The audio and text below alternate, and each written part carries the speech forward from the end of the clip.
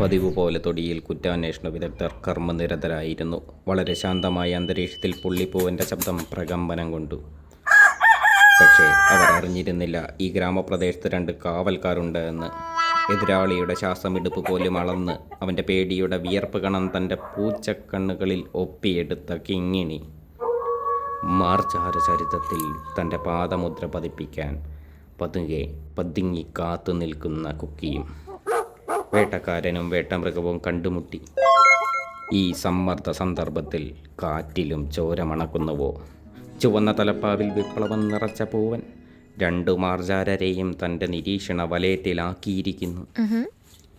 പാവം, വിശപ്പാണോ അതോ തിന്നതില്ലിൻ്റെ ഇടയിൽ കയറിയതാണോ? വേട്ടക്കാരൻ തൻ്റെ സടകുടഞ്ഞ് തയ്യാറെടുത്തു. ചിറകടി ശബ്ദത്തിലും തെല്ലും ഭയമില്ലാതെ വേട്ടക്കാരൻ തൻ്റെ ഇരയെ കീഴ്പ്പെടുത്താൻ ഒരുങ്ങി. വേട്ടയിൽ ലക്ഷ്യം കാണുമോ കുക്കി?